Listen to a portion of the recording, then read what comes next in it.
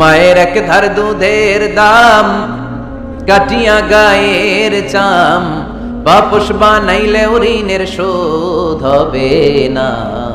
এমন দরদি ভবে কেউ হবে না আমার মাহাগো।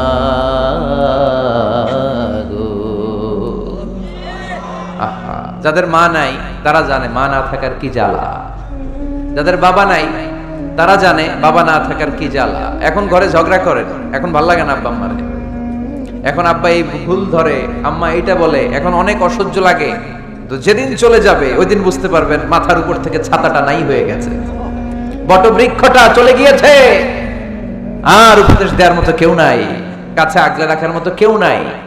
এজন্য আব্বা আম্মা থাকতে আমরা যেন আব্বা আম্মার কাছ থেকে দোয়া চাই। আব্বা আম্মার দোয়া কোনোদিন আল্লাহ তাআলা ফিরিয়ে দেয়। আব্বা আম্মার কাছে দোয়া চাইতে হয়, আব্বা আম্মার দোয়া আল্লাহ ফিরিয়ে দেয় না। দোয়া চাইতে দেরি, দোয়া কবুল করে নেয় কে? আমরা আব্বা আম্মারে রেখে দিয়ে অমুক দরবারে যাই, অমুক দরবারে যে দোয়া চাই। আসল বড় দরবার যে আমার ঘরে, এটাই ভুলে যাই। আমার আব্বার চেয়ে বড় কোনো পীর সাহেব আমার জন্য হতে পারে? আমার মায়ের চেয়ে বড় দোয়াকারী আমার জন্য পৃথিবীতে থাকতে পারে? পৃথিবীর সবাই মিলে, সব আল্লাহর ওলিরা মিলে কোরআন খতম দিয়ে এখানে ফু দিল একটা গ্লাসের পানির ভিতরে। আপনার আম্মা কিংবা আব্বা শুধু বিসমিল্লাহ বলে আরেকটা গ্লাসের পানির মধ্যে ফু দিল। মায়ের দোয়াটা মুহূর্তেই কবুল করে নিবে কে? আম্মা আব্বার চেহারার দিকে তাকালেই কবুল হজের সওয়াব দেয় কে? হজ করে আসছেন কারা কারা দেখি?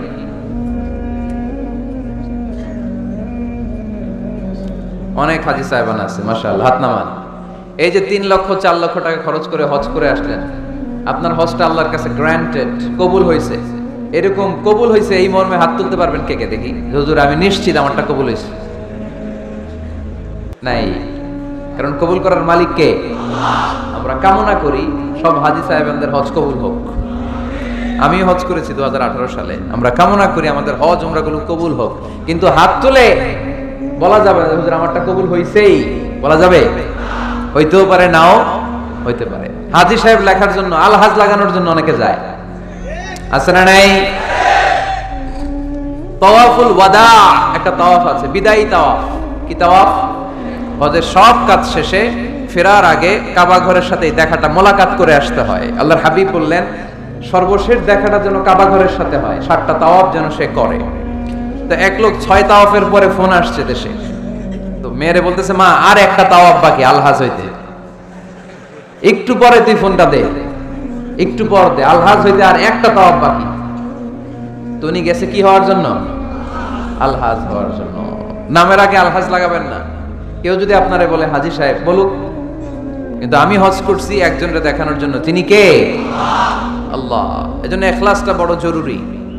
লোক দেখানো মনোভাব আমাদের সবকিছুকে ধ্বংস করে দেয়। তো যারা হজ করেছেন কেউ কিন্তু হাত তুলতে পারলেন না যে হুজুর আমি 100% কনফার্ম যে আমার হজটা কবুল হয়েছে। কিন্তু আল্লাহর হাবিব বলেন রহমতের নজরে তোমার আব্বা আম্মার চেহারার দিকে যদি একবার তাকাও, মুহূর্তেই একটা কবুল হজের সওয়াব তোমার আমল নামে আল্লাহ দিয়ে দিবে। চিল্লায় পড়েন আল্লাহু আকবার। এজন্য আব্বা আম্মা থেকে দোয়া নেওয়ার দরকার আছে না নাই? দোয়া চাইবেন, দোয়া চাইবেন। মায়ের মর্যাদা অনেক বেশি, বাবার চেয়ে 3 গুণ বেশি, কমসে কম। কয় গুণ বেশি? মা মা মা, তারপর বাবা। 3 বার মা। কয়বার মা?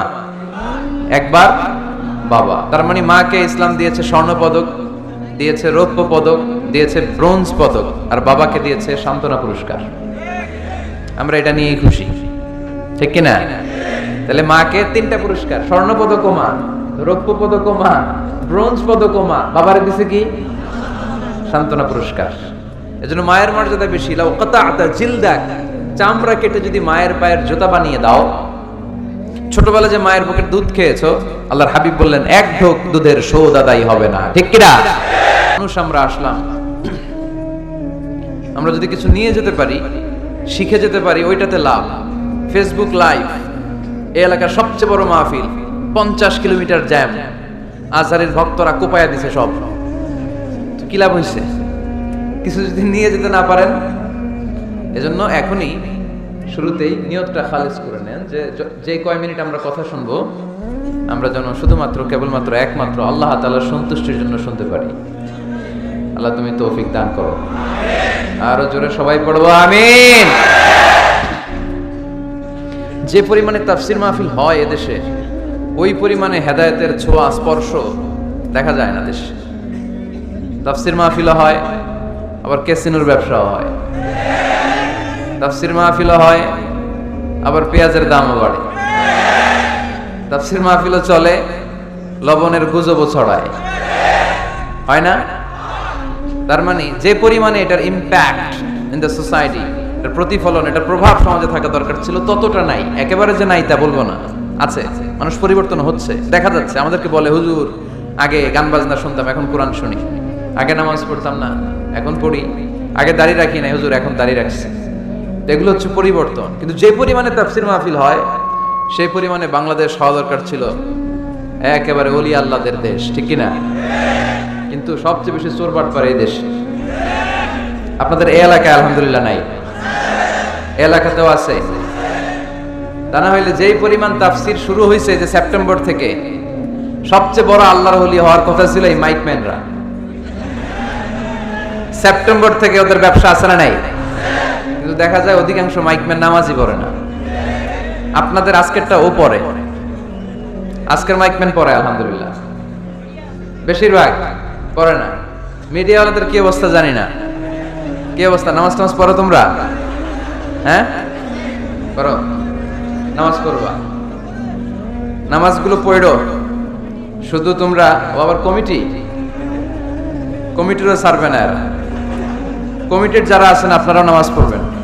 শুধু বছরে একটা মাহফিল করে দিলেই দায় সারা সব আদায় হয়ে যায় না, ঠিক কিনা? আমরা সব সময় ইসলামের পক্ষে, আমরা সব সময় কোরআনের পক্ষে, আমরা সব সময় আল্লাহর হাবিবের পক্ষে, ঠিক কিনা? ঘটা করে 1-2 দিনের জন্য যেন আমরা ইসলাম পালন না করি, আমরা যেন সারা বছর ইসলামের পক্ষে থাকি। আল্লাহ তুমি থাকার তৌফিক দান করো।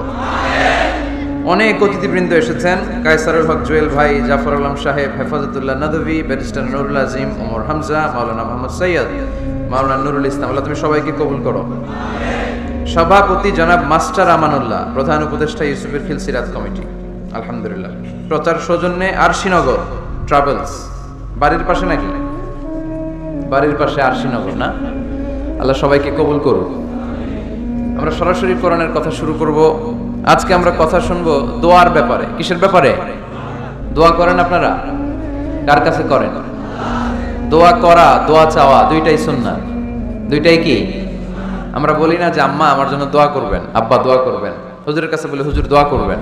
বড় ভাইকে বলি ভাই দোয়ায় আমাকে শামিল রাখবেন। বলি ইউসুফের খিলে আপনারা বলেন না বোধহয়? বলেন বলেন, এটা বলবেন। দোয়া চাওয়া, দোয়া করা দুটোই সুন্নাত। দোয়া চাইতে হয়, মুরব্বীদের কাছে দোয়া চাইতে হয়। অনুরূপ ভাবে মুসাফিরের দোয়া আল্লাহ ফিরিয়ে দেয় না। সফরে বেরোলেই দোয়া করবেন, পারবেন? মনে থাকবে? এখান থেকে ঢাকা যান না আপনারা? আনতা মুসাফির, এখান থেকে ঢাকা গেলে আপনি মুসাফির, দোয়া করা শুরু করে দিবেন। যদি জুলুমের শিকার হন, মাজলুম, ইত্তাকু দাওয়াতাল মাজলুম, আল্লাহর হাবিব সাল্লাল্লাহু আলাইহি ওয়াসাল্লাম বললেন মজলুমের বদদোয়াকে ভয় করো, কেননা মজলুমের বদদোয়া আর আল্লাহর আরশের মাঝখানে আল্লাহ কোনো পর্দা রাখে না। দোয়া করতে দেরি, এই দোয়া কবুল করে নেয় কে? মজলুমের দোয়া আল্লাহ তাআলা কবুল করে। এজন্য আব্বা আম্মার কাছ থেকে যেন আমরা বেশি বেশি দোয়া নিতে পারি। আল্লাহ তুমি তৌফিক দাও। দোয়া চাওয়াও সুন্নাহ, দোয়া করাও সুন্নাহ। বুঝতে পেরেছেন? দোয়া নিজের জন্যও করবেন, অন্যের জন্যও করবেন। রাজি আছেন তো? অনেকে বলে হুজুর আমার দোয়া আমি করব, আমি আরেকজনের জন্য করব কেন? ওনারটা উনি করুক, আমারটা আমি করি, এরকম কথা আছে না নাই? না, অন্যের জন্য দোয়া করবেন, এতে লাভ আছে। আপনি যখন কারোর জন্য দোয়া করেন, ফেরেশতারা আল্লাহর কাছে দোয়া করতে থাকে, আল্লাহ যেই দোয়া সে তার ভাইয়ের জন্য করলো, আগে দোয়াটা তার নিজের জন্য কবুল করে দাও। মা মিন মুসলিম ইয়াদউ লি আখিহিল মুসলিম বিযাহরিল গায়ব ইল্লা ক্বালাল মালাক ওয়ালাকা বিমিসলিন। ফেরেশতারা বলে ওয়ালাকা বিমিসলিন, আপনি দোয়া করলেন আল্লাহ আমার এই ভাইটার টাকা পয়সা নাই, তুমি তারে ধনী বানায় দাও। ফেরেশতারা তখন বলে ওয়ালাকা বিমিসলিন, মানে আল্লাহ যিনি দোয়া করতেছে আগে তারে ধনী বানিয়ে দাও। সুবহানাল্লাহ কইতে পারলেন না? আরো জোরে বলেন সুবহানাল্লাহ। একখানা ডর করি কও বাজি সুবহানাল্লাহ। এবার বেড়ে গেছে আওয়াজ। একখানা ডর করি হও না বাজি, এইটা বললে কক্সবাজারের বাইরে বলতে পারে। ডর করি কইতে হবে বড় বড় করে। আপনার ভাই অসুস্থ, আপনি দোয়া করলেন আল্লাহ আমার ভাইটা অসুস্থ, তারে তুমি সুস্থ করে দাও। ফেরেশতারা বলে ওয়ালাকা বিমিসলিন, মানে আল্লাহ যিনি দোয়া করতেছে তার কোনো রোগ বালাই থাকলে আগে তারে সুস্থ করে দাও। তো এজন্য অন্যের জন্য দোয়ার দরকার আছে না নাই? আল্লাহর হাবিব সাল্লাল্লাহু আলাইহি ওয়াসাল্লাম বললেন, দোয়া মুখুল ইবাদা, দোয়া হচ্ছে ইবাদতের নির্যাস।